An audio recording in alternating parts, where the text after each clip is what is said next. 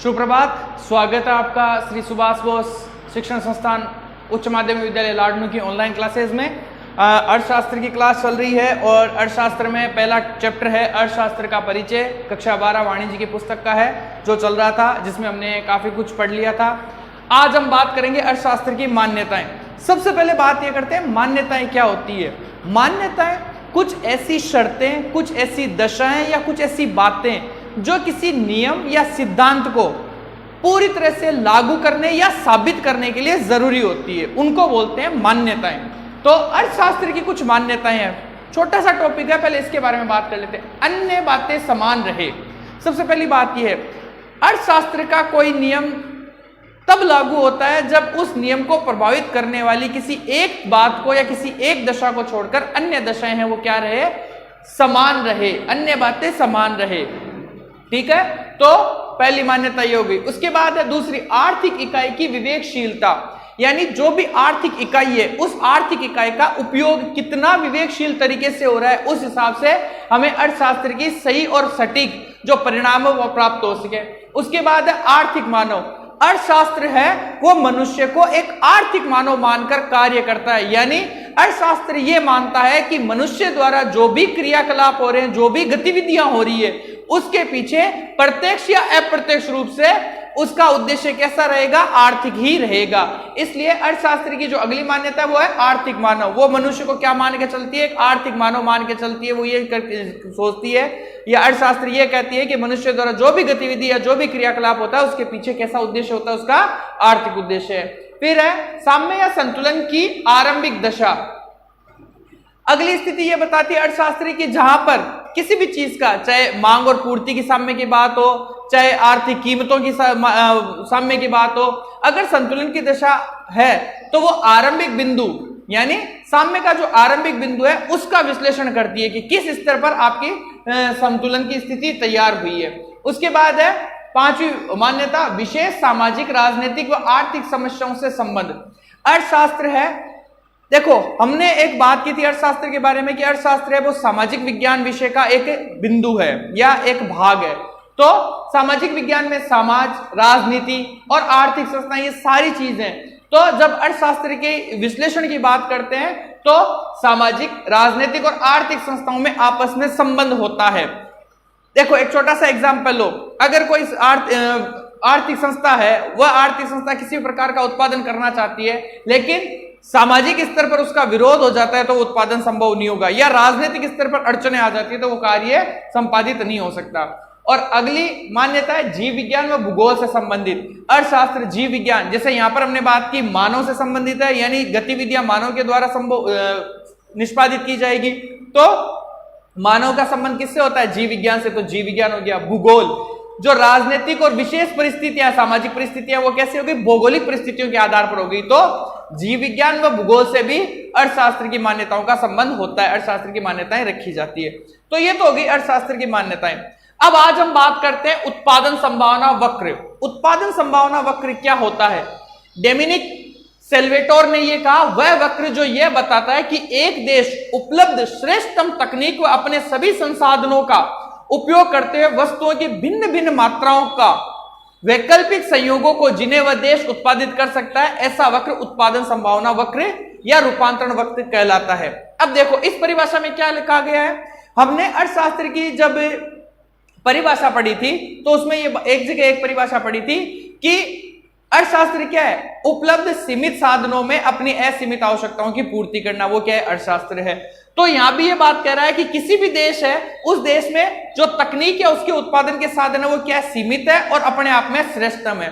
तो उन सीमित और श्रेष्ठतम साधनों से एक ही वस्तु के विभिन्न प्रकार के विकल्प विभिन्न स्तरों पर उत्पादित करना, वो क्या होता है, उत्पादन संभावना वक्र होता है। देखो एक छोटा सा मैंने उत्पादन संभावना वक्र यहां तैयार किया है, वस्तु ए और वस्तु बी, ठीक है। और ये जब हम वस्तु ए की आर मात्राएं उत्पादित करते हैं तो वस्तु जो बी है उसकी क्यू मात्राएं उत्पादित होगी, ठीक है। जब वस्तु ए की 0 मात्राएं उत्पादित करेंगे तो वस्तु बी है उसकी जे तक मात्राएं उत्पादित कर सकते हैं। जब वस्तु बी की मात्राएं 0 उत्पादित करेंगे तो वस्तु ए है उसकी के तक मात्राएं उत्पादित कर सकते हैं। तो ये होता है उत्पादन संभावना वक्र। ये जो U बिंदु है ये उत्पादन की संभावनाओं को व्यक्त कर सकता है कि ये उत्पादन संभव है, यहां पर उत्पादन संभव है, चाहे वस्तु A हो चाहे वस्तु B हो। ये जो T बिंदु है ये उत्पादन की संभावनाओं को व्यक्त नहीं करता कि इस स्तर पर उत्पादन संभव नहीं है। क्यों? क्योंकि उपलब्ध जो साधन है वो यहां तक है, J से K तक है, तो यही उत्पादन संभावना वक्र होता है। इस उत्पादन संभावना वक्र को समझने के लिए अवसर लागत की अवधारणा को समझना होता है। वो क्या है? अवसर लागत क्या होता है? देखो, अभी हमने बात क्या की थी कि उत्पादन के साधन कैसे होते हैं? उत्पादन के साधन होते हैं सीमित। उत्पादन के साधन कैसे होते हैं? सीमित। उन सीमित साधनों में हमें असीमित आवश्यकताओं की पूर्ति करनी होती है। तो जब उत्पादन के साधन सीमित होते हैं, उन उत्पादन के सीमित साधनों को जब हम एक उत्पादन से दूसरे उत्पादन की ओर लगाते हैं तो पहले उत्पादन है उसको अपनी लागतों को कम करना पड़ता है या खत्म करना पड़ता है।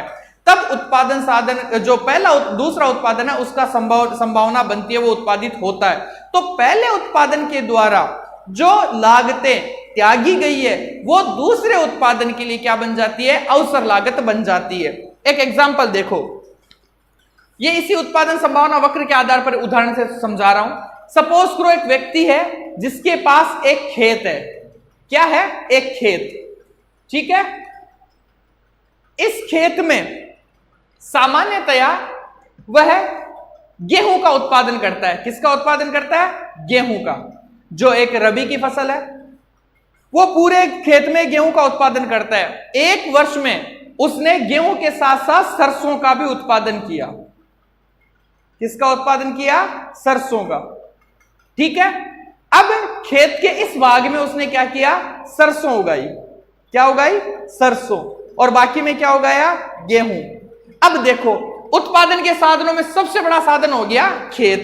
खेत तो उसके पास सीमित है, यानी एक तो इतने बड़े क्षेत्रफल में वो गेहूं उगा रहा था, अब इस क्षेत्रफल में से इस क्षेत्रफल में वो सरसों उगा रहा है, तो गेहूं का उत्पादन कम होगा या नहीं होगा? क्योंकि जो उपलब्ध साधन था वो उसका त्याग कर, गेहूं ने त्याग किया, तो किसका उत्पादन हुआ? सरसों का उत्पादन हुआ। बात आगे समझ में? पहला संसाधन हो गया सीमित साधन खेत। दूसरा श्रम। श्रम में जो मजदूर काम करने वाले थे, चाहे वो खेत का मालिक हो या उसके परिवार के सदस्य हो या उसके द्वारा लगाए गए मजदूर हो, वो सीमित थे।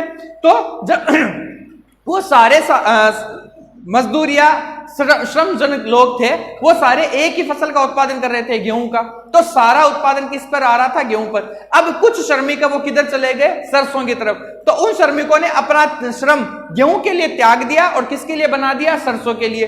तो गेहूं द्वारा त्यागी गई जो लागत है वो सरसों के लिए क्या हो गई? अवसर लागत। तो इस तरह से अवसर लागत की अवधारणा तैयार हुई। अब आते हैं हम इससे उत्पादन संभावना वक्र पर, इसी को देखते हैं। देखो, अभी हमने क्या देखा कि ए वस्तु की 0 इकाइयां उत्पादित हो रही थी, तो वस्तु बी की उत्पादित हो रही थी J, यानी अधिकतम बिंदु पर, यहां पर। ठीक है, और जब बी वस्तु की 0 वस्तुएं उत्पादित हो रही थी तो ए की वस्तुएं की K बिंदु पर उत्पादन हो रहा था। ठीक है, जैसे ही वस्तु ए है उसका उत्पादन घटकर R बिंदु पर आया। कहां पर आया? R बिंदु पर। तो इसका उत्पादन है वो कहां पर आ गया? P बिंदु पर। ठीक है, तो इस तरह से एक वस्तु के उत्पादन में कमी होने पर दूसरे वस्तु के उत्पादन में क्या होती है? वृद्धि होती है। माफी चाहता हूं, जब ए वस्तु का उत्पादन है वो R बिंदु पर आया, यानी वृद्धि हुई उसके उत्पादन में, उसके उत्पादन में क्या हुई? वृद्धि हुई।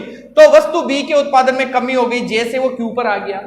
जैसे ही वस्तु ए का उत्पादन O से S बिंदु पर आया, कहां पर आया? S बिंदु पर, O से S बिंदु पर, तो वस्तु B का उत्पादन घटकर कहां पर आ गया? P बिंदु पर। तो एक वस्तु के उत्पादन में दूसरी वस्तु के उत्पादन में जो लागतें कम होती है या वो लागतें पलटकर दूसरी वस्तु की तरफ आ जाती है, तो वो जो लागत है वो क्या कहलाती है? अवसर लागत कहलाती है। तो आज हमने बात की, ये उत्पादन संभावना वक्र है। माफी चाहता हूं, मैं बीच में इंटरप्ट कर रहा हूं। ये उत्पादन संभावना वक्र है, इसको अच्छे से समझना है, क्योंकि इस चैप्टर में से उत्पादन संभावना वक्र का प्रश्न निश्चित तौर पर आता है, 100% आता है। इसलिए उत्पादन संभावना वक्र क्या होता है, उसकी परिभाषा क्या है, ये, और अवसर लागत। ठीक है, इसके बाद हम बात करेंगे सीमांत अवसर लागत की अवधारणा। किसकी अवधारणा? सीमांत अवसर लागत की अवधारणा। सीमांत अवसर लागत की अवधारणा क्या होती है?